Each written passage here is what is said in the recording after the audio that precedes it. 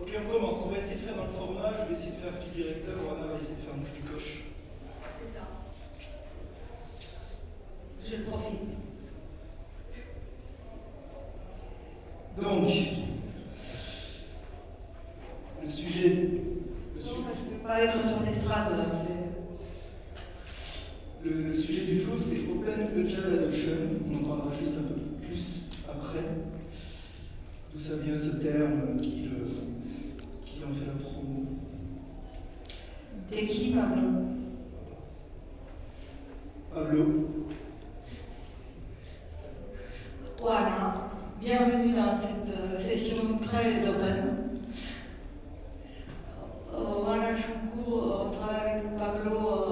On a fait diverses initiatives ensemble, dont aujourd'hui la raison pour laquelle on présente Open Agile Adoption ensemble. On a fait un workshop qui nous a fait un déclic comment on peut, quels sont les moyens de faire adopter quelque chose, mais d'une façon pérenne. Donc, j'accompagne des équipes d'organisation pour qu'elles soient heureuses et fières de ce qu'ils font. Voilà, Junko et Pablo, je veux dire pareil. Donc effectivement, Open Agile Adoption, c'est dur à choper, c'est encore un anglicisme à la con, il y a plein de gens qui se font braquer dans les anglicismes, il n'y a pas de souci. Moi j'appelle ça avec pas mal de mes contacts, conduite du changement agile. Et comme le dit Ola, le truc de base, c'est il n'y a pas une cible prédéfinie, c'est la conduite du changement. Qui va utiliser l'agilité en méta-agilité. C'est ce dont on va parler dans les 40 minutes qui suivent. Okay. Pourquoi ça a apparu ce truc, Open Agile Adoption? Apparu parce que il se dit, vous savez, les stats c'est du pipeau hein, généralement. Toutes les stats sont fausses, toutes les stats, ce qu'on veut à toutes les stats. Mais bon, je vous en sors une. Il y a des contradictions. Il se dit qu'il y a 30% qui réussissent de transformation agile. Ça veut rien dire, hein, réussir et rater hein, aussi en plus. Parce que des fois on peut réussir dans la douleur, donc ça vaut pas le coup de réussir, des fois on peut rater en apprenant plein de choses. Nous, ce qu'on observe autour de nous quand on interroge les gens, quand on passe dans les entreprises, c'est que c'est dur, c'est douloureux l'agilité. C'est vraiment pas simple et il y a effectivement beaucoup de douleurs, beaucoup d'échecs, beaucoup de trucs qui n'arrivent pas au bout, beaucoup de souffrances, beaucoup de retours arrière, on laisse beaucoup de gens sur le bord de la route, etc. Et finalement, ce que Pablo dit à propos des chiffres, des indicateurs, ça me fait toujours penser qu'il n'y a pas de manipulateur plus puissant que les chiffres. Donc on peut faire ce qu'on veut avec, surtout que ça donne cette impression d'objectivité. Et je dirais même, si on parle vraiment de transformation dans une organisation, il y en connaît très peu qui peuvent dire oui, bon, nous, on sommes tous agiles. Il y a des îlots, plutôt, et qui essaient de se répandre, mais est-ce qu'aujourd'hui, on peut dire qu'il y a vraiment des entreprises heureuses et agiles? Sous le terme échec, qu'est-ce qu'on va mettre aussi c'est souvent un échec, et d'où le terme open, ouvert. C'est souvent un échec parce que vous avez une armée de coachs qui arrivent et qui vous disent Scrum c'est comme ça, ou Kanban c'est comme ça, SP c'est comme ça, peu importe. Donc le problème c'est qu'on impose plein de choses. Toi tu fais partie, et moi aussi. J'espère de moins en moins. Exactement. D'où les sessions aujourd'hui, puisque nous maintenant on fait la promotion de la conduite du changement agile. Mais en tout cas, quand on arrive et qu'on débarque avec Scrum, c'est mort. Comme ça, juste dit comme ça. Paf. Ok, on va faire du Scrum. C'est mort. C'est du Scrum. Ça marche avec très peu d'organisation. Le bouquin de Claude, je sais pas si c'est passé Claude, mais faire tout ce qu'il y a dans le bouquin, ça va être très dur, très très rare. Le bouquin. Donc Open Agile Adoption, c'est veut dire qu'il faut démarrer différemment. Surtout, vous tous qui êtes là au Scrum Day, il y a beaucoup de gens qui viennent découvrir, c'est un lieu de découverte, le Scrum Day. Voilà, faites très très attention à ça, ça marche pas, il y a plein de gens qui freinent, il y a plein de gens qui bloquent. Parce qu'on impose les choses. Ne prenez pas des coachs à plein temps aussi, c'est ridicule. Arrêtez avec des coachs à plein temps, sinon vous n'apprenez jamais. C'est sûr. Vous n'apprenez pas, c'est quelqu'un qui fait à votre place. Ou alors il devient la petite main. Arrêtez tout ça. Ça ne marche pas. Ça ne marche pas sur la durée. Ça va marcher pendant un moment, ça va s'effondrer. Ça va être une illusion. Il y a beaucoup d'illusions. Ah, ça a l'air de marcher, on a l'air d'avoir des trucs. Ah, ça a l'air de marcher, on a l'air d'avoir des chiffres. Que des illusions. Ça ne tient pas, il y a des gens qui souffrent. Ok. Ça, c'est dur l'agile. C'est la vraie phase de l'agile, c'est que c'est dur. C'est que c'est usant, c'est qu'il y a plein de remises en question tout le temps. Moi, régulièrement, j'entends, putain, ça fait chier, on me demande toujours de s'améliorer, on en a marre de s'améliorer. Oui, on veut une pause. Et dans Open Agile Adoption, il y a un mot-clé, justement, qui m'a interpellé, c'est justement l'adoption. L'adoption. Ça, c'est le mot-clé, pour moi, c'est le succès, c'est comment faire adopter quand le coach plein temps, finalement, son plein temps fini, il part. Est-ce que ça reste en place? Est-ce que ça reste pareil? Est-ce qu'on revient à faire comme avant? Ou est-ce qu'on se rend compte que finalement, on n'a pas bien compris, donc on essaye de patauger pour avancer? Je ne sais pas si on est clair ou pas, mais je dis juste que si vous démarrez une transition agile de façon classique, il y a de très fortes chances que vous heurtiez à plein de douleurs, à plein de souffrances. Surtout si vous arrivez avec un toolkit clé en main, que vous imposez à tout le monde. Or, tout le monde est différent. D'accord? Et puis il y a plein de gens qui vont freiner, il y a plein de gens qui ne vont pas être motivés. Et donc s'il y a plein de gens qui ne sont pas motivés, ça se casse la gueule. Ça ne sert à rien, c'est pas durable. Transition agile, oui, transition agile durable, c'est ça dont on parle. Quand on parle de succès ou d'échec, c'est durable. Une transition agile, c'est super, hein, c'est fun. C'est fun, toutes les règles changent, c'est bien, mais après, ça dure. Et on joue. Justement, j'enchaîner. Il y a au début d'Open Agile Adoption, donc il y a des réflexions d'un grand américain farfelu que je vous présenterai plus tard. Et il regarde un peu, il observe et il a trouvé une bonne source d'inspiration. Il s'est dit, merde, il y a une population de gens qui, en plus du boulot, passent 20 heures super impliquées avec un très haut niveau d'exigence. Ces mêmes personnes payent de la thune pour échouer constamment. Ces mêmes personnes qui ont du mal à parler entre elles, d'habitude, se mettent à avoir une vraie vie sociale très, très riche. Ces mêmes personnes, n'allaient pas leur parler de faire la doc, ben là ils font de la doc à fond, en payant pour faire de la doc, 20 heures de plus que le boulot. Et nous, quand on cherche des transitions agiles durables, on cherche ça. On cherche le niveau d'application. Pour qu'une transition agile, une transformation, une adoption agile soit durable, il faut une application forte, un haut niveau d'exigence.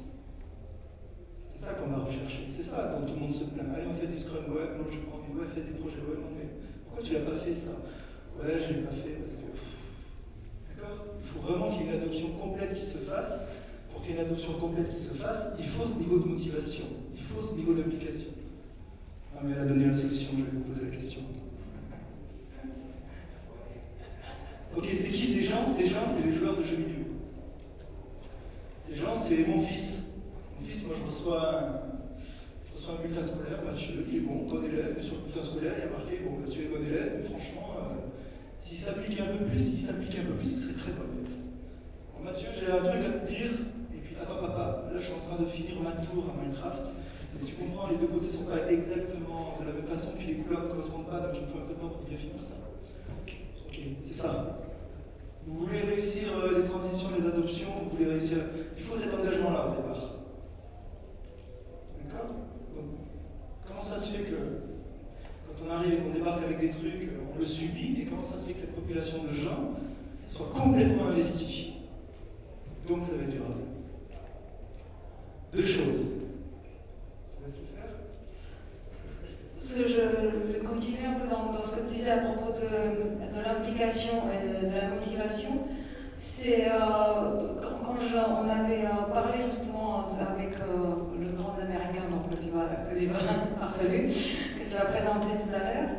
Un de mes déclics, c'était vis-à-vis de son observation, c'était en fait là où les groupes, où les organisations se motivent et sont enthousiastes, ce sont dans des interactions qui suivent les règles d'un bon jeu.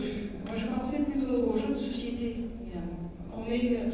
On s'amuse bien à jouer des bons jeux de société, et en fait, si on pense bien, quand dans nos organisations professionnelles, on a le même type d'interaction. On ne l'appelle pas comme ça, mais on devrait. On devrait Sur le on devrait. Et derrière, c'était donc le grand américain farfelu, en fait, qui, je pense, se base sur la référence qui est en bas, vous voyez le blog. Ce livre-là, il dit un bon jeu a 4 caractéristiques. Il a un objectif clair. Donc on sait pourquoi on joue, quel but on veut atteindre. Les règles du jeu sont claires. C'est ça qui nous fait apprécier un jeu. Parce que ces règles sont trop compliquées et c'est pas très clair, beaucoup d'exceptions. On aime un peu moins. On aime avoir un feedback, savoir ce qui se passe, on a toujours un feedback de comment on s'améliore dans le jeu. Et surtout, d'ailleurs il y a une chose de plus, surtout qui est très important, le jeu n'est jamais obligatoire. On est invité à jouer. Et c'est une des clés d'une vraie adoption pérenne, durable, c'est ce sentiment de ne pas être obligé à faire. Donc ça a l'air d'être renforcer les portes ouvertes, mais c'est fondamental. Oubliez le reste, franchement. Ça a l'air très con, mais posez-vous la question, est-ce que vous avez des règles claires? Est-ce que vous avez un objectif clair? Est-ce que vous savez où vous en êtes constamment? Est-ce que vous êtes invité à le faire? On va faire une deuxième chose qui est liée au jeu, mais c'est clé. Ça a l'air tout con. Vous savez, plus ça a l'air simple, plus c'est dur. Est-ce qu'il y a ça dans vos projets? Est-ce qu'il y a ça dans vos boîtes? Oui, non, arrêtez le reste. Scrum, c'est de l'expertise. Ça veut dire que c'est déjà un niveau, un outil précis pour certains contextes. On en est très peu là. Okay. Effectivement, je rejoins Voilà sur le jeu, on n'est pas forcément, moi je vous ai parlé de Minecraft. Quand on dit jeu, les gens disent ah ouais, c'est la compète. Non, il n'y a pas de compète de Minecraft. Il n'y a pas de compète dans Tetris. D'accord, c'est pas ça qui définit le jeu. Ce qui définit le jeu, c'est ça. Donc il faut ça. Ça a l'air tout con, on l'a pas. Il faut une deuxième chose. Deuxième chose qui va être liée à la motivation. Donc ça, c'est un bon cadre de jeu. Le truc d'après, c'est lié à la motivation. On va en parler après, mais tout le monde nous dit, de façon très marketing, l'agile, on est plus productif. L'agile, c'est plus performant. L'agile, on est plus productif. J'ai longtemps dit non, on n'est pas plus productif, on cible mieux. Je suis en train de changer mon discours. Je suis en train de dire, on est plus productif. Ah, on est plus productif. Ah, tout de suite sort ça, Pablo. Il y a un vieux bouquin qui s'appelle L'Homo mythique, Mythical Man Month. Je ne sais pas si ça parle à certaines personnes. Okay. Et dedans, l'auteur parle d'un ratio qui dit, entre un gars qui développe, il y a un ratio de 1 à 10. Okay. Ce ratio de 1 à 10, il est lié au contexte, il est lié à certaines choses, d'accord. Mais il est beaucoup lié à la motivation. Vous savez, dans les principes agiles, il y a marqué faites des projets avec des équipes motivées. Là, les gens. Et que je les motive comment? En tout cas, ils font. Et trop facile, Joker, pas le Joker. Alors je leur dis, c'est vraiment un Joker, vous allez réussir avec les gens motivés? Ils disent, ben oui, naturellement. Je dis, ok, on arrête la formation. On change. La formation, c'est comment on fait pour motiver les gens. Tout le reste, on s'en fout. Comment est-ce qu'on fait pour motiver les gens? Vous, quand vous êtes motivé, moi, quand je suis motivé, je fais 10 fois mieux le boulot que quand je suis démotivé. C'est la clé. C'est ok, on enfonce des portes ouvertes, je m'en fous. C'est la clé. La clé, donc, c'est le cadre. Le cadre va permettre ça. Et la deuxième chose que l'on observe qui est liée à l'application de la motivation, c'est ce sentiment de contrôle, ce sentiment de progrès, l'appartenance à une communauté.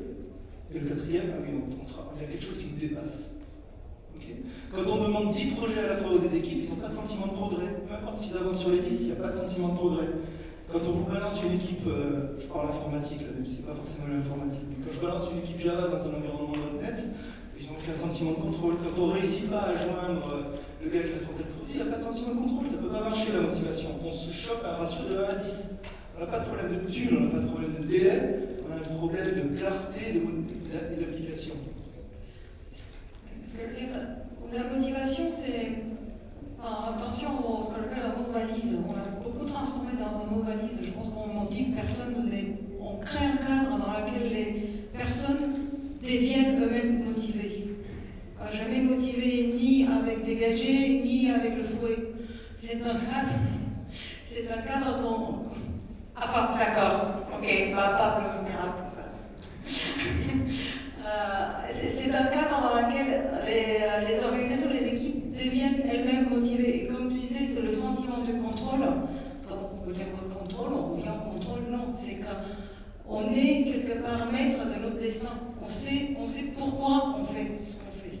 Pareil, ce qui est très intéressant, c'est ce sentiment du progrès, qui finalement c'est aussi un des règles, des bons jeux, qu'on sait qu'on a progressé, on a avancé, on a acquis quelque chose.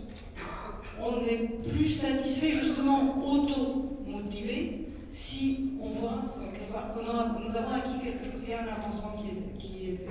Voilà. Juste quelques petites parenthèses. Appartenance à une communauté, je fais une petite parenthèse, il y a des choses auxquelles je crois là-dessus, des chiffres, je ne suis pas très chiffre, mais là je vais vous dire, il y a des études assez rigolotes qui montrent qu'à 7, on a l'impression d'appartenir à une communauté, et à 50, et à 150. Gardez-les au cas où si vous voulez organiser les choses ou les équipes, ça peut être intéressant. Okay. Donc, on revient à l'élément clé qui a été souligné par Oana et qui est souligné là aussi par la deuxième, c'est l'invitation.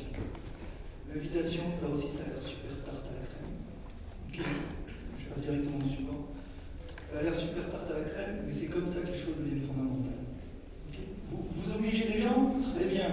Après, vous allez avoir des gens non seulement qui ne vont pas aller dans la bonne direction, enfin dans la direction que vous espérez, mais qui en plus vont vous saboter le boulot. À juste titre, ils ont raison de le faire.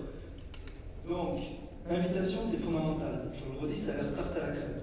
Une façon de commencer à comprendre la puissance de l'invitation, ça serait de dire, vous ne faites des réunions que sur invitation. Là, vous allez pouvoir mesurer le truc. Et là, les gens vont vous dire, ah ben non, personne ne va être là à la réunion. Ok, mais c'est ça le cœur du problème. Vous faites une réunion, si vous laissez les gens libres, personne n'est là. Super information. Soit c'est que tout le monde s'en fout, mais quoi qu'il arrive, c'est condamné, on gagne beaucoup de temps. Soit c'est que vous n'avez pas réussi à exprimer ce pourquoi la réunion a été faite. Ok. Donc c'est fondamental l'invitation. On croit qu'on perd du temps, on gagne énormément de temps. On fait une grande réunion, personne vient. Ok, on est au courant. Il n'y en a que 4 qui viennent sur 10. Super. On a les 4 qui vont être moteurs et ça va tout changer. Plutôt d'avoir le gars qui freine tout le monde parce qu'il est là, parce qu'il est obligé. Les personnes qui sont là sont les bonnes personnes. C'est le principe de Open Space. Donc l'invitation, c'est fondamental. Ça aussi, est-ce qu'il serait possible chez vous, à partir de demain, de faire des réunions que sur invitation? C'est 20 minutes de passer ou qui reste? Les deux, je crois. Pour revenir à l'invitation, c'est une autre exemple qui me semble puissant, c'est par exemple nous aujourd'hui, notre présence est obligatoire parce que nous sommes engagés de venir, la vôtre est optionnelle. Donc vous êtes invités ici, mais votre présence c'est à votre libre arbitre si vous souhaitez y être dans ces sessions ou pas. Vous pouvez le quitter à tout moment. Mais on remet des règles claires. Si vous quittez, vous ne revenez pas. Donc là, je reviens sur le jeu. Vous savez, on fait des rôtis en agile à la fin. Vous connaissez les rôtis? Tout le monde connaît les rôtis? Ouais, tout le monde. Bon, un truc, on fait 1, 2, 3, 4, 5 avec pierre, papier, ciseaux, clac, clac, clac, et on dit ça s'est bien passé ou mal passé. Voilà, on finit la session, on fait comme ça, 0, j'ai rien appris, j'ai perdu mon temps 5, c'est génial, 3, 1, 2, 3. À la fin de chaque réunion, vous faites ça. Et donc, on retombe dans la pensée agile, l'amélioration continue. Ouais, mais là, on est venu, c'était pas clair l'objectif. Là, j'ai pas pu me lever de la réunion et quitter, etc., etc. La réunion, c'est un point d'entrée qui est très très symptomatique des améliorations qu'on peut amener aux organisations, dans l'état d'esprit agile. À propos des indicateurs, parce que tu parlais des indicateurs, est-ce qu'il y a 4 personnes qui viennent ou il est à 10 ou il est à 0? Un autre indicateur qui me semble intéressant, il y a une des règles, disons, dans les ateliers ou les réunions, parfois pas de portable, pas de téléphone. En fait, moi je fais exactement l'inverse. Vous êtes invités dans la réunion, mais le vrai monde est dehors.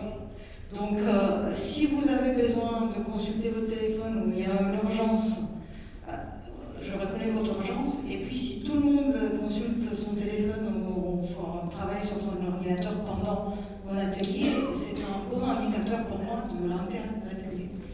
Voilà. Donc, juste, on va accélérer le truc de la réunion. Dan Mesic, le grand américain farfelu, il va dire que c'est un très bon point d'entrée pour amener le changement chez vous et voir comment ça se passe. Invitation, amélioration continue, on met des règles, etc., etc.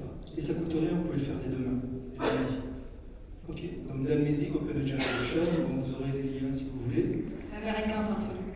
Donc ça se passe sur quoi, l'Open Agile Adoption? Parce que là, je vous ai parlé d'invitation, mais il y a un outil clé au milieu qui a beaucoup de succès depuis beaucoup d'années. inventé par Arissa Nowen, qui sera présenté par Laurent demain,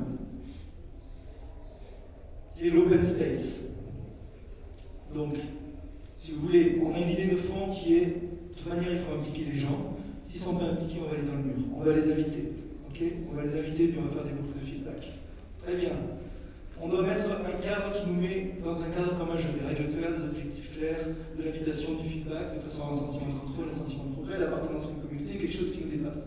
Très bien. Il y a un outil qui se passe très bien là-dessus, c'est l'open space. Tu me racontes une session open space, toi? Pardon? Tu me racontes un open space? Se raconter? Pourquoi raconter? Un petit scénario d'open space. Alors, un petit scénario. Enfin, chacun a sa façon de voir l'open space. Et l'open space, comme il le dit, c'est un événement sans agenda qui se base sur ces 4 principes. Donc, comment ça commence? Et l'ouverture de l'open space, c'est une grille de programme vide. Vous connaissez l'open space parce que je ne veux pas trop. Qui a participé à l'open space? Quand même, ok. Donc après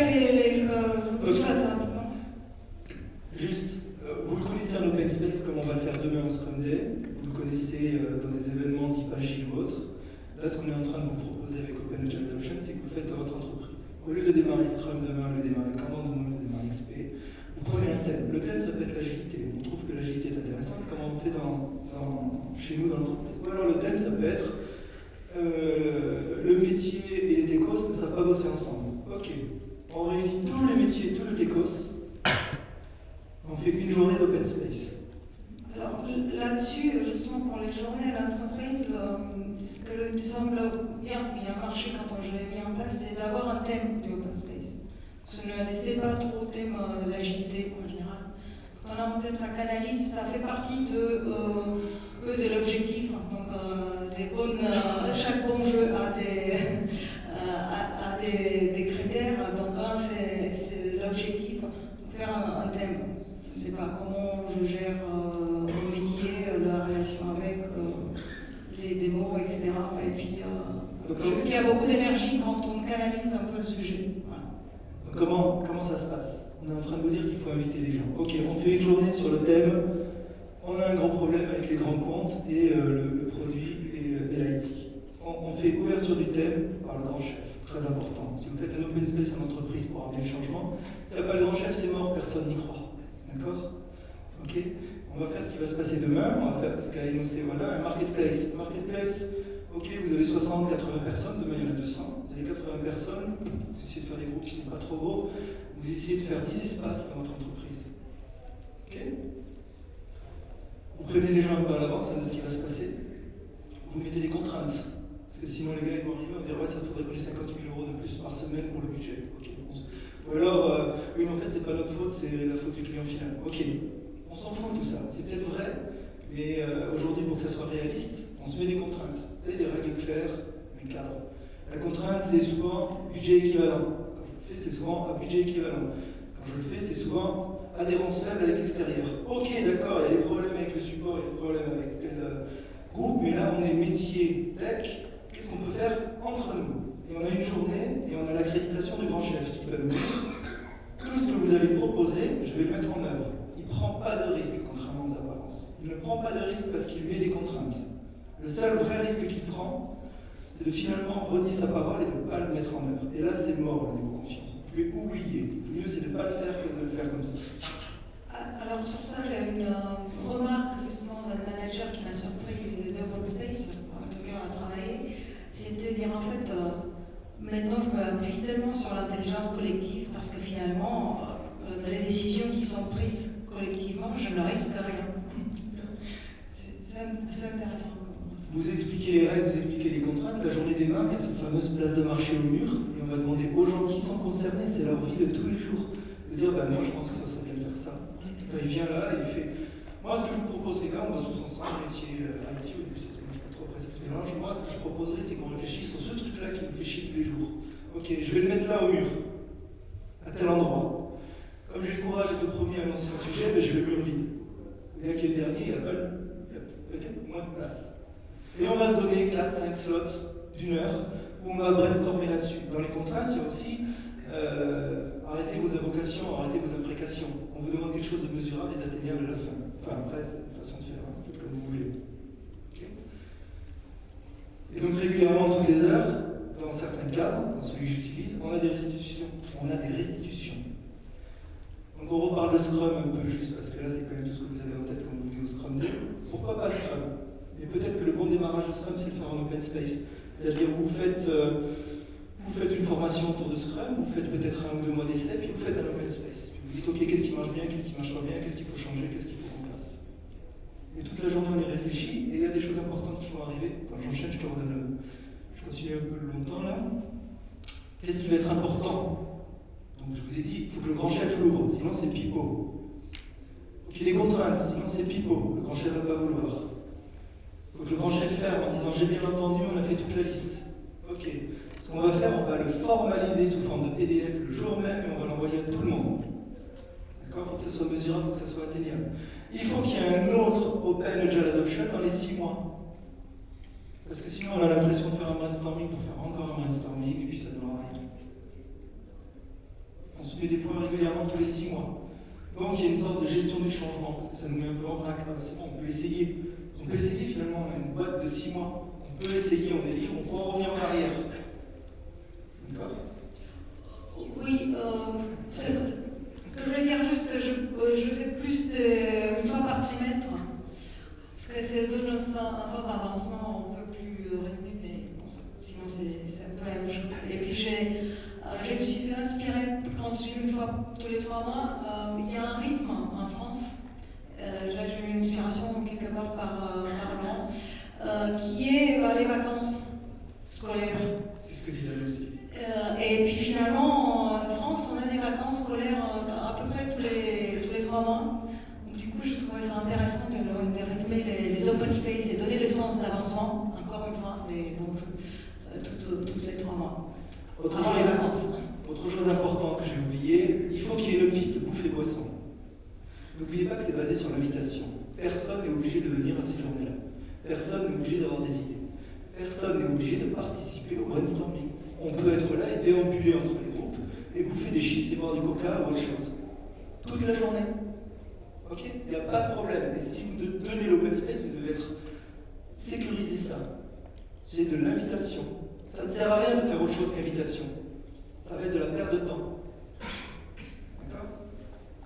Vous avez vu, il y a des rôles particuliers. Laurent vous les réexpliquera demain matin, mais il y a ce qu'on appelle l'abeille. L'abeille, elle passe de groupe en groupe et elle amène du pollen avec elle dans ses pattes.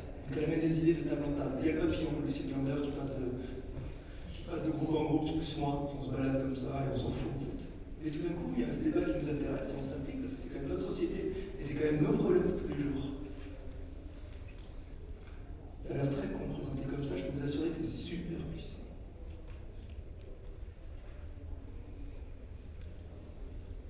Donc là, c'est des dessins de Dan justement. Donc il va expliquer un peu ce qu'on est en train de se dire, c'est que donc il appelle rite de passage, on va y revenir après. Le fait qu'on se lance dans 6 mois, ça nous met un peu en danger.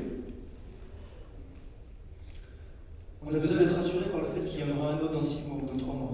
On a besoin d'être rassuré par le fait qu'il y en aura un autre, qu'on peut revenir en arrière. Ok? Il appelle ça rite de passage parce qu'il fait l'analogie avec les tribus africaines et on est enfant, on passe adolescent, on est adolescent, on passe adulte. On est en vrac, on se demande ce qui se passe dans notre corps et tout. Ok, mais c'est bon, il y a un rite qui va te dire t'inquiète pas, dans 3 ans il y a un autre truc. Tu vas pouvoir te récupérer. Ok? Il appelle aussi rite de passage l'idée de la transformation. Parce que toute transformation, qui est cette métaphore, ça se passe par un rite. Voilà. Donc là, ils ont mis des listes Scrum rétrospectives, c'est pas une obligation. Une des stratégies de Dan pour amener le changement agile dans les entreprises, c'est de dire ok, on vous explique tout ce que c'est Scrum, comment, etc. Et après, on le fait sous Open Agile Adoption. Donc, ok, vous avez entendu le discours, qu'est-ce que vous pensez qui serait intéressant chez vous?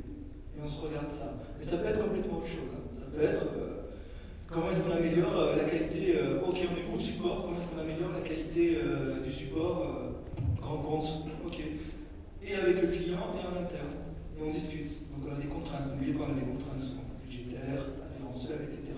C'est pas open bar, c'est open space.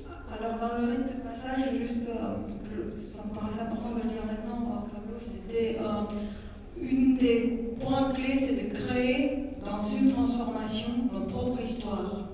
Là, Oui, parce que c'est vrai qu'est-ce qu'on fait pendant ce rite de passage, comment on apprend, comment on transforme ces expériments, on joue, on a une expérience directe qu'on partage. Mais un des points les plus importants, c'est qu'on crée notre propre histoire de transformation et qu'on se l'approprie, elle devient bien notre organisation. Voilà, il va dire 6 mois au niveau des vacances, on peut passer à 3 mois. En France, on passe à 3 mois. Donc, ce que dit Voilà, c'est effectivement le storytelling. Ça, c'est un truc qu'on ne s'en rend pas compte au début, il est très important. Votre rôle, si vous êtes manager, si vous êtes coach, si vous êtes facilitateur ou accompagnateur de ces choses-là, il faut inonder l'espace d'histoire après. Le changement, comme le dit Voilà, il se matérialise dans la tête des gens sous forme d'histoire, pas autrement. Donc, quelles sont les histoires qu'on raconte à la machine à café dans notre entreprise? C'est clé. Est-ce qu'on raconte la façon dont le chef a puni les 2 chefs de projet qui ont déconné, ou est-ce qu'on raconte la façon dont Julien a réussi à mettre en œuvre le fait que tous les employés avaient des ordinateurs portables comme il a demandé à l'Open Agile Adoption? Parce que moi, le truc qui m'a épaté dans les Open Agile Adoption, c'est qu'on s'imagine que les gens vont vous dire oui, on a un processus de prise de décision qui n'est pas très bon, qu'on aimerait changer. Non, ils s'en foutent. Ils s'en foutent complètement. Ce qu'ils demandent, c'est on a besoin d'ordinateurs portables tous. Ce qu'ils demandent, c'est ouais, c'est con, cette équipe elle est super importante, elle est pas au milieu de la salle. Ce qu'ils demandent, c'est des trucs super terre à terre et super efficaces. Ici, j'ai un exemple qui vient des tribus, parce qu'on parle de rite de passage. Un tribu en Nouvelle-Zélande, ils ont l'habitude, tous les quelques années, de construire un bateau. Donc tout le monde du village participe à la construction du bateau, sauf la personne la plus âgée du village qui fait un feu au milieu du village. Et pourquoi? Parce qu'avec ce feu, il garde la mémoire et il raconte l'histoire de pourquoi ils construisent ce bateau. C'est des histoires qui appartiennent à chaque organisation. Donc, on a la métaphore du tribu, mais chaque organisation, chaque communauté crée cette propre histoire pour créer une identité. Autre point que j'ai noté très intéressant, très enrichissant sur un Open Agile Adoption dans l'entreprise, c'est que ça oblige tout le monde à faire un pas en arrière sur son boulot. Ça, on l'a pas assez nécessairement. Tout d'un coup, il y a quelqu'un qui te demande ok, c'est quoi ton boulot et qu'est-ce que tu changerais? Ça a l'air con, mais on ne le demande pas assez, le pas en arrière. Et il y a, même si, très clairement, le premier Open Agile Adoption que vous allez faire, c'est que vous essayez. Donc vous arrivez chez vous, vous dites on fait une journée comme ça. Ok. Vous allez rencontrer une précation. Beaucoup de ah putain, ça y est, je peux parler. Allez, ok, vous allez avoir 200 idées. Sur 200 idées, il y en a 150, c'est juste. Peu importe. Il y en a 50, ok. Dans les 50, il y en a 25 qui sont mauvaises. Et ça change tout. Parce que vous n'arrêtez pas de dire à votre chef, mais il faut faire ça, mais il faut faire ça. Et le chef, il dit non, c'est con, parce qu'il a peut-être l'expérience qui fait qu'il a raison. Il n'empêche que pour vous, c'est toujours lui qui vous empêche. Et ça ne s'enlèvera jamais ce problème. La seule façon de l'enlever, c'est ok, là tu as un espace, tu la proposes. Première chose, tu la proposes, personne ne veut aller dans l'espace que tu proposes. Ah, là c'est tes pairs qui sont en train de te dire, bah non, en fait c'est petit peu autant de trucs. Deuxième chose, tu la proposes, il y a eu un brainstorming, tu as proposé une solution concrète, on met en œuvre. Ah ben là, en fait c'est con. Voilà, on a réglé le problème. Sinon, on ne le règle jamais. Sinon, il y a toujours du ressenti. Donc, ça revient à l'invitation. D'accord? Donc, je vous dis 200 idées. 150, on les oublie tout de suite. L'implication, au début 50, 25 qui sont mauvaises, 25 qui sont bonnes, on en met 10 en œuvre. Ok? Souvent, ils font un Kanban pour suivre. 10 tous les 6 mois. C'est super. 10 tous les 6 mois, ça change la boîte. Au lieu d'arriver, de débarquer avec, voilà, lisez le livre, lisez les pratiques de Scrum, lisez les pratiques de comment, c'est comme ça, c'est pas autrement, et moi je fais des projets, je fais comment? Ok, mais ça dépend du contexte. Open Agile Adoption. Qu'est-ce qu'il ferait? Voilà la cible, on a le support du management, on a les contraintes, qu'est-ce qu'il ferait bien faire? Et tous les 6 mois, on se fait le point, et ça fonctionne. Et ce qui est puissant, c'est que ces initiatives viennent des gens qui vont les mettre en place. C'est ça qui est le plus puissant. Sur le storytelling, on avait dit, oui, l'idée de storytelling et pourquoi les histoires sont puissantes, je pense qu'il y a assez peu de temps qui reste. C'est nous, en tant qu'êtres humains, notre cerveau fonctionne par du concret et par des exemples. C'est pour ça que les histoires fonctionnent, parce que ce sont des exemples concrets. On veut conceptualiser, parce qu'on essaie d'intégrer, mais en fait, on réagit vraiment qu'aux exemples concrets. Donc notre cerveau est câblé d'histoire. C'est là où on s'engage vraiment, si on a une vraie histoire. Après, en créant une histoire, c'est assez puissant. On se rend compte, et c'est une citation qui me suit depuis mon adolescence, donc je ne vais pas raconter maintenant l'histoire de mon histoire, mais c'est Albert Einstein disait si on n'arrive pas à raconter quelque chose simplement, ça veut dire qu'on ne l'a pas bien compris, on ne l'a pas adopté. Et puis, toute la culture, comme c'est ce que j'avais dit tout à l'heure, toute culture, j'ai donné l'exemple de la Nouvelle-Zélande, et se base sur les histoires, et on change la culture par des histoires qu'on veut voir du futur. On raconte l'histoire du futur tel qu'on veut le voir, et c'est ça qui va amener le changement.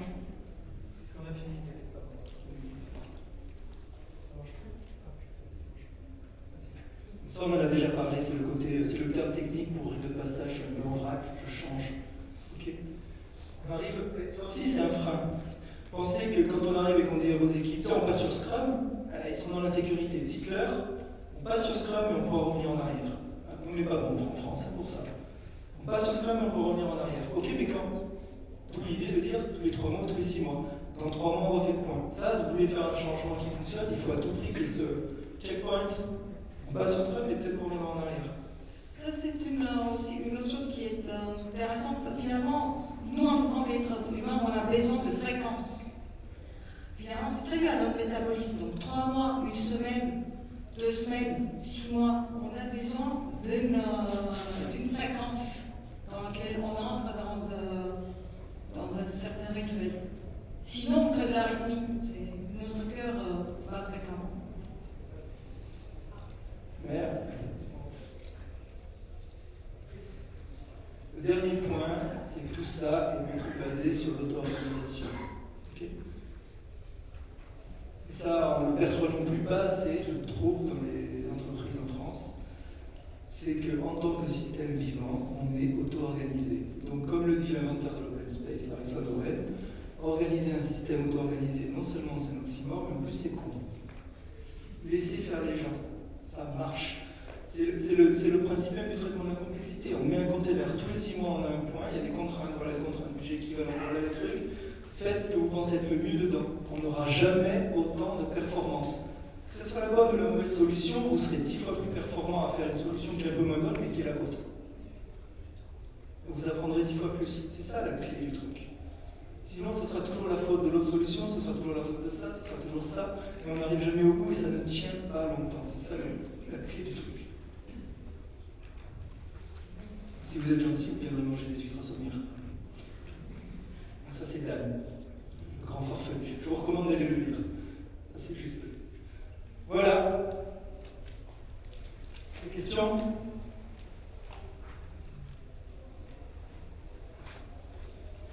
Si concrètement, dans un open space, comment vous faites pour pas que ça se transforme en concours de popularité ou inversement, comment vous faites pour engager ceux qui sont introvertis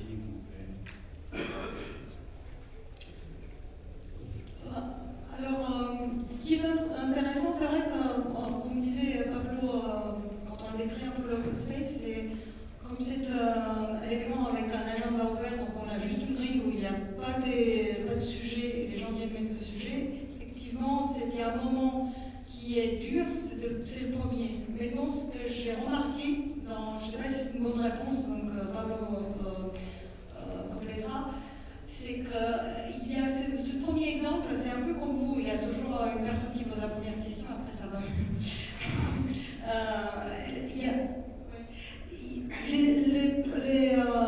Les gens ont des sujets, donc sont inspirés maintenant sur le premier sujet, ils disent ah tiens, il y a ça, il y a ça, il y a ça.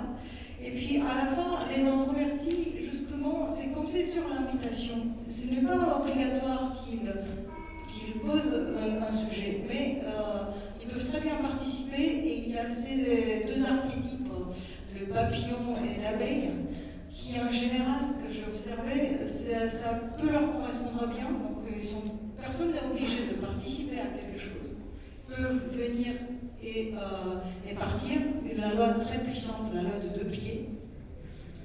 La loi de 2 pieds, on peut partir quand on veut, et puis finalement, il y a une contribution qui se fait. Je n'ai jamais vraiment vu un open space se transformant dans un système, vraiment, parce qu'il y a cette contribution continue de tous les participants à chaque réunion, plus la fin de l'open space sont feedback.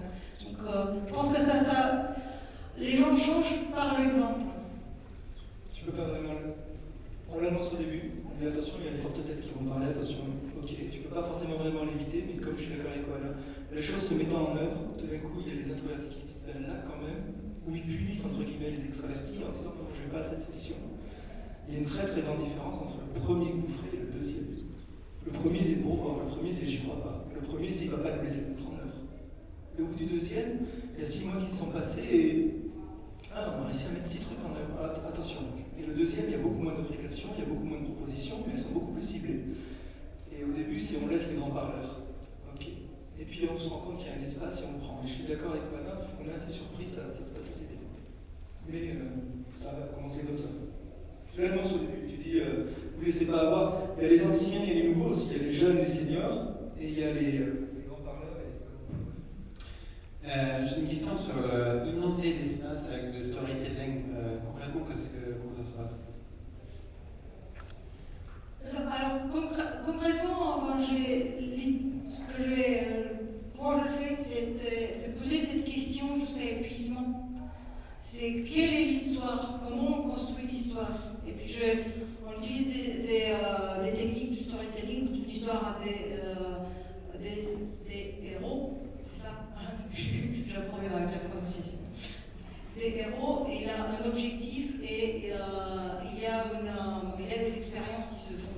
Donc c'est la façon dont moi je l'appuie, c'est pareil, ce n'est pas obligatoire. Ce que je dis, c'est très puissant de créer cette histoire. Donc on invite les groupes à créer leur histoire. La façon dont je l'ai fait pour les compte rendu, comme dit Pablo des Open Space, c'est dire, finalement, c'est quelle est l'histoire que vous racontez. Et juste poser cette question comme ça, finalement, ça change un peu de posture. Ça a l'air bête, mais...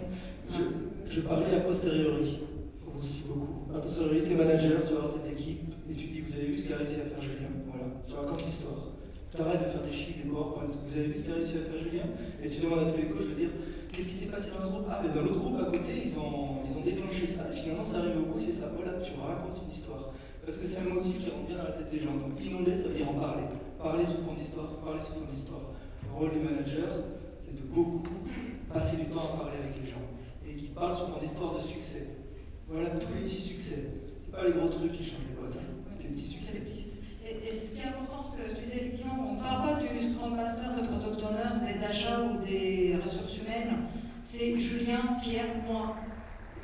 C'est très important. J'ai une petite question, c'était concernant les idées qui sortent de l'open space. Comment en fait faire pour faire adhérer tout le monde sous forme de vote, Je commence. Alors, tu as la marketplace, ça veut dire que tu as une place de marché, c'est au mieux. Il y a plusieurs étapes là-dedans. D'abord, quand je présente l'idée, est-ce que qui veut venir t'en discuter avec moi pour qu'on propose des choses à la structure pour le mettre en œuvre? Moi, je le mets là demain, de 9h à 10h, moi je vais vous parler de ça. Je pense que c'est ça qui serait clé dans notre service. À la fin de la place de marché, on dit où on va. Personne n'y va. Il est abandonné, tout le monde y va, il est gardé. Deuxième chose, on a proposé l'idée, on s'est dit, bon voilà, c'est ça et ça qu'on va mettre en œuvre dans la boîte. Très bien. Un Kanban, ce que tu veux, tu marques un peu toutes les idées qui ont été proposées. Mais pas plus. Tu ne cherches surtout pas à faire adhérer. Ils font ce qu'ils veulent. C'est l'invitation. Si on dit maintenant vous allez vous en occuper, c'est bon, on casse la machine. Ok, vous avez proposé ça. Attention, ça expose vachement. Les gars, je vous demande ce que vous voulez dans la boîte. Je vous donne un thème, je vous donne des contraintes et je vous demande. Ça y est, vous avez le gouvernail. Allez-y. Vous voulez pas? Ok, on a un problème, qu'est-ce qu'on fait? Vous avez toutes les clés en soi, vous n'êtes pas en accord avec ce qu'est la boîte. Il faut se poser d'autres questions. Il n'y a pas forcément d'adhésion. C'est vous qui avez proposé les idées, personne ne peut le mettre en œuvre. Enseignement. En tant que manager, en tout cas, tu vas très vite et éviter plein de problèmes, plein de questions. Les gars, voilà, moi c'est mes contraintes, vous faites ce que vous voulez, je vous laisse faire, ça avance pas. Enfin, c'est pas que ça avance pas, c'est que personne ne veut le faire. Ok, on fait autre chose, on explique différemment. Tu ne pousses pas à l'adhésion, tu laisses faire. C'est une invitation. Après, il y a deux choses qui sont très importantes justement dans la partie invitation. La clé du succès, c'est que justement, on n'essaye pas de faire adhérer tout le monde. Et ça donne une responsabilité à ceux qui souhaitent y adhérer. Et ça donnera des exemples. Ce sont des expériences, ça donnera des exemples. Ce qui est très important par contre, c'est de créer cet espace des expérimentations, que ça soit considéré comme de l'espace de valeur et de travail. Donc que les gens ne comptent pas. Et ça, c'est plutôt un message pour le management. C'est pas quelque chose qu'ils doivent faire quelque part entre 3h et 4h du matin. Et que ce n'est pas valorisé. C'est important d'avoir cet espace d'expérimentation qui continue les idées qui étaient définies en poste. Les DG qui font, avec qui j'ai pu faire ça, ils disent au début, ils se flippent. Non, il y a des contraintes du budget qui valent l'adhérence. Ils vont dire, mais qu'est-ce qui va en sortir? Ce qui en sort un minimum, c'est que tous les gens avec qui vous bossez s'interrogent sur c'est quoi mon job, qu'est-ce qui ferait que ça avance. Et mais potentiellement, il y a zéro adhésion, grand message. De toute façon, tout ce qui va à l'encontre, tôt ou tard, ça va nous embêter. D'autres questions? Bonjour. Moi, je voudrais revenir juste sur tout démarrage. Il y a plein de choses que je trouve extraordinaires là-dedans. Si je prends l'exemple de la société dans laquelle je suis aujourd'hui, on a ce que moi j'appelle la culture du staffing. C'est-à-dire que, entre guillemets, les gens adhèrent parce que la productivité à 100% existe presque un point de clipage, si je caricature. Quelles seraient les petites idées de génie que vous auriez pour qu'on convainque le management de leur laisser un peu d'air? Parce que c'est pas que les gens ne peuvent pas venir. Même si moi j'ai déjà travaillé sur invitation en fait, sur cet exemple-là. J'ai fait ce qu'on appelait des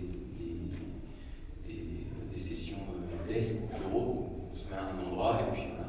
Et en fait, c'est pas que les gens n'ont pas envie, c'est qu'ils nous disent mais je peux pas venir, j'ai pas le temps. Mais c'est faussé en fait, c'est juste qu'ils savent pas où pointer quoi, si je caricature. Il faut que ce soit supporté par le top management, c'est pour ça que ça ne peut pas marcher. Enfin, ça fait très dur de marcher. Alors, au niveau des idées, si j'avais une idée de génie, je ne vous la dirais surtout pas. Je la garderai pour moi et je me deviendrai riche. Okay, il faut qu'il y ait le support du top management, il n'y aura pas d'autre choix. Sinon ça ne marche pas, changer de boîte. Okay. UIS veut commencer à le faire avec le top management pour qu'ils aient un déclic. Alors, une des réponses, c'est pas tout à fait ça quand ils disent, c'est souvent en performance, productivité. Mais en fait, c'est une question de dire ok, et aujourd'hui vous prouvez comment la très grande productivité que les équipes ont. J'ai eu comme proposition dans un Agile Adoption des équipes qui ont dit nous on en a marre du diktat de répondre, de au moins fermer 10 tickets par jour. Donc on dit on arrête tous les 10 tickets. Ah bon, mais pourquoi? Parce que vous connaissez tous le truc, c'est qu'on en fait 10, peu importe comment on les fait, c'est qu'on les fait trop vite, etc. Ok, là il n'y a pas le choix, le management a dit ok. Dès demain, il n'y a plus le diktat des 10 tickets par jour. Attention, ça engage vachement l'équipe qui dit ça. Vous voyez la contrepartie de l'équipe? Oh, donnez oui. Mais après, voilà, c'est pas magique. S'il n'y a pas le support de top management, ça sert à rien. C'est pire, hein, si je vous dis, vous donnez la parole et qu'après, la reprenne. D'autres questions? On a du temps encore, voilà?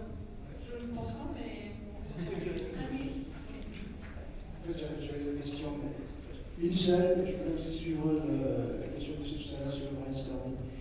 On a un problème au niveau du brainstorming, c'est généralement les introvertis qui ne parlent pas, quoi qu'on fasse, qui ont souvent des idées, qui sont intimidés par les autres intervenants dans la salle, et les extrovertis qui occupent tout l'espace. Et on ne peut pas faire autre chose. C'est pas qu'il n'y a pas d'idée, mais il laisse pas l'espace aux autres. Et c'est très commun, je veux dire.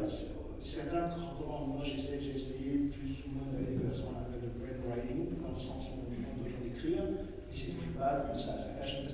Et c'est un réel problème. Pourtant, un outil très puissant, sauf que ça repose sur les individus. Quelle est votre expérience par rapport à ça? Je n'ai pas l'impression que la question était. On sort un peu du cadre, donc j'y ai pensé exactement ce que vous disiez, c'est le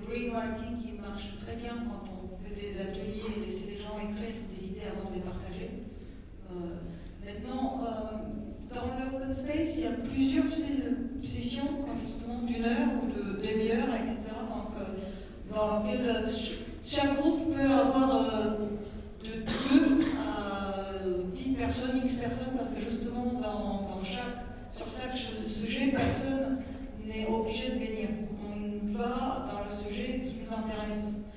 Donc, comme les groupes sont plutôt petits, c'est pour ça que je reviens, c'est ma réponse à la question. Finalement, les personnes s'expriment un peu plus facilement. Parce que les introvertis vont vers les sujets qui les intéressent, et éventuellement avec les personnes avec lesquelles ils sont plus à l'aise.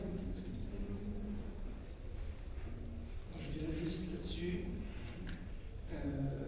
oui, l'open space donne quand même assez de latitude pour que ça émerge. Si ça émerge pas, ça peut ne pas émerger, parce que c'est mort, tant pis, tu laisses comme ça. C'est de toute manière, les extravertis vont toujours saturer les introvertis dans la boîte. S'il y a vraiment un espace de parole et que ça ne réussit pas à remonter, que les gars ne réussissent pas à se retrouver en petit groupe à faire émerger, c'est que quoi. Donc, c'est peut-être pas l'open space là le lieu, c'est peut-être les rétrospectives, formatifs rétrospectifs que tu as inclus au milieu. Attends, bon, il y a quelqu'un là-bas qui je te file après. Ou alors tu peux répondre à cette question et donner ton avis là-dessus. Bonjour, y a-t-il un facilitateur dans l'open space et si oui, quel est son rôle?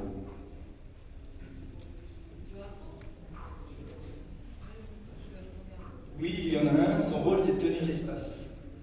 C'est-à-dire s'assurer que toutes les règles ont été bien, s'assurer qu'il y a un objectif clair, s'assurer qu'il y a des règles claires, s'assurer qu'il y a du feedback, s'assurer que c'est sur invitation, s'assurer que tout le monde a compris que personne n'était obligé de faire rien, s'assurer que tout le monde respecte les horaires, tenir l'espace, on dit, holding the space.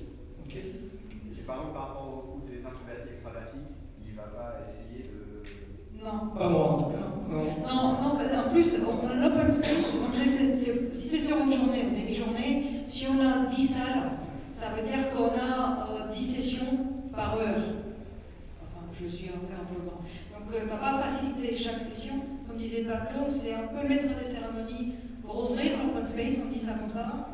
Et puis, éventuellement, si c'est pour plusieurs sur une journée, faire ce qu'on appelle la place de marché du soir, donc les annonces du soir, et puis fermer l'open space, c'est tout. Vous allez observer un truc entre extraverti et introverti qui semble vous déranger, c'est qu'au bout d'un coup, il y a un extraverti qui est en train de parler fort dans son groupe, dans un coin. On essaie de garder des espaces qui ne sont pas très loin, comme ça on peut bouger facilement d'un à l'autre de groupe, et t'en as 5 qui partent.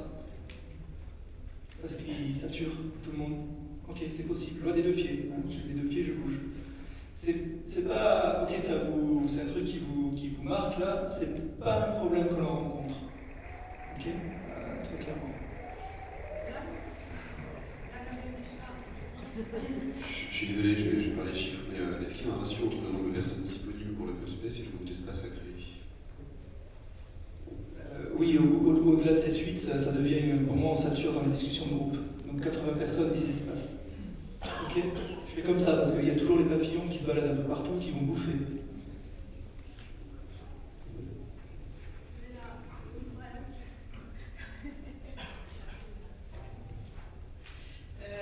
Je suis tout à fait d'accord avec tout ce que vous avez dit. J'ai juste une petite question, c'est plutôt d'entendre vos expériences. Parce que vous parlez de la transformation agile sur l'invitation. Comment ça se passe avec les communautés au départ quand vous parlez ça? On reprécise un peu, c'est-à-dire au moment où on va leur dire on va faire un open space. Oui, par exemple, si on fait la transformation agile par adaptation ou bien par invitation, comment ça se passe avec les communautaires au départ? J'aimerais bien entendre vos expériences. Alors, moi pour l'instant, quand je fais des open space, c'est pas au départ. C'est-à-dire que j'ai déjà une relation avec ces personnes et je dis écoutez, vous voyez, on n'avance pas là-dessus, ou là c'est bloqué. Je vous propose une journée où on a un problème qui émerge dans l'entreprise, un thème. Et à ce moment, il y a un niveau de relation, ils sont tout à fait prêts à l'entendre. Ils ont déjà perçu comment certaines choses avançaient ou pas. Enfin, il n'y a pas de difficulté particulière, c'est pas plus dur que devant du Scrum. Donc ça veut dire que les communautaires ont déjà adopté en fait vos méthodes? Non. Ils ont compris qu'il y avait un changement de paradigme. C'est beaucoup plus facile de vendre un open space que d'arrêter les forfaits. D'accord? C'est pas si dur que ça de le vendre.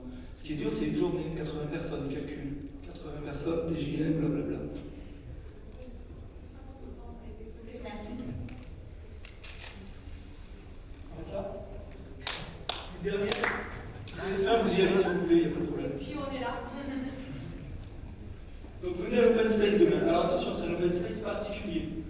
Donc c'est juste, ça n'a rien à... C'est très intéressant l'open space. Moi je coupe l'enregistrement. C'est bien mieux les open space que toutes les sessions. Ok? Parce que c'est vous, c'est nous. Mais ça n'a rien à voir avec un open space en entreprise, où tout d'un coup on est en train de parler de ce qui vous touche tous les jours, tout au long de l'année. Quels sont les indicateurs de réussite de la méthode? C'est-à-dire on fait des open space? Des histoires. Des histoires qui sont racontées dans l'entreprise. Est-ce qu'on raconte qu'on a foiré, qu'il a lourdé 2 personnes parce qu'on n'avait pas atteint le projet, ou est-ce qu'on raconte que grâce à ça on a pu avoir tel et tel truc, telle réussite, des histoires? Ouais, enfin c'est des histoires. Qu'est-ce qu'on raconte au café dans votre entreprise? C'est fondamental. Qu'est-ce qu'on raconte au café dans votre entreprise? C'est tout. Donc qu'est-ce qu'on raconte que tout d'un coup, merde, ils nous ont donné les noms, on a fait ça, on a fait une équipe dédiée à ça. Ah tiens, sur les groupes distants, j'ai souvent des gens qui disent, ah tiens, si on se prenait une journée par semaine pour aller se voir.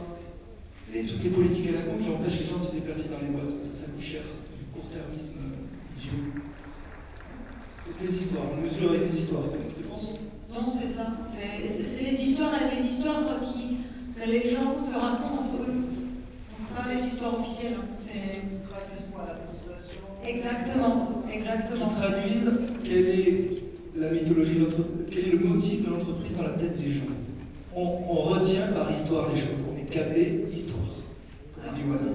Pour répondre à Alan, c'est ce que je fais aujourd'hui, et récemment, je ne le faisais pas avant, pour donner du coup à l'open space, s'il y a une transformation, on a envie d'accompagner une transformation, je crée une open space où les gens parlent librement de quels sont leurs objectifs, qu'est-ce qu'ils doivent attendre, quels sont leurs problèmes, pas d'agilité.